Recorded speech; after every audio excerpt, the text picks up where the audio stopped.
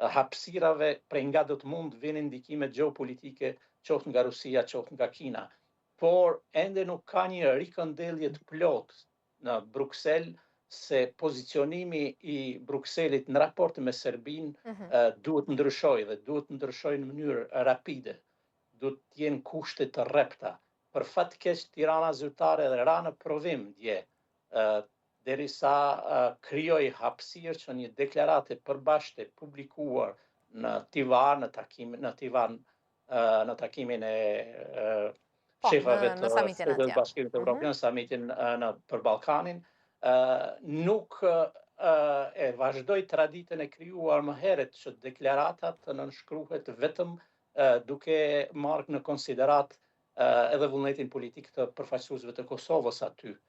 Ky shenjë i dobësisë së Tiranës zyrtare flet se kemi një problem serioz në Tiranë. Ju mendoni, zotëria Mabaja, jeni ndër ata të cilët mendoni se antarësimi mund të vi edhe në grup? Pra, në aspektin e këtij diskutimi të cilin po bëjmë, me idenë e këtij lloj plani të zgjerimit. Megjithatë, gjërat patjetër që mund të ndryshojnë, sepse plani për cilin ne po flasim do të pranohet ose nuk do të pranohet, do të jetë në votime më gjerë, pra e dim që është një proces i gjatë përpara, por duke qenë se ne jemi të përfshirë në të, interesi është gjithmonë i lartë. Po gjithsesi, në traditën e zgjerimeve të Bashkimit Evropian, pranimi në grup nuk është as i parit, as i fundit. Zgjerimi më i madh ka ndodhur në vitin 2004, për shembull, me 10 antarësimit për një hershme. Por, përgjithsisht, gjatë gjithë procesit të zgjerimit të Unionit Evropian, interesat gjeopolitike kanë qenë një hap para kritereve, respektisht mundësive reale të shteteve veç e veç.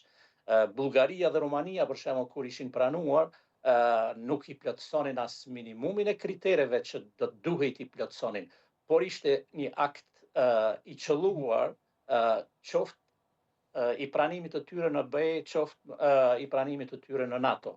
Madje Kosova ka përfituar jashtëzakonisht shumë për shkakun se Rumania ishte pranuar me kohë në NATO. Përndryshe do të keq përdorej hapësira dhe do të mund të kishim ndoshta rrezikun e fillimit të luftës së tretë pikërisht vitin 99.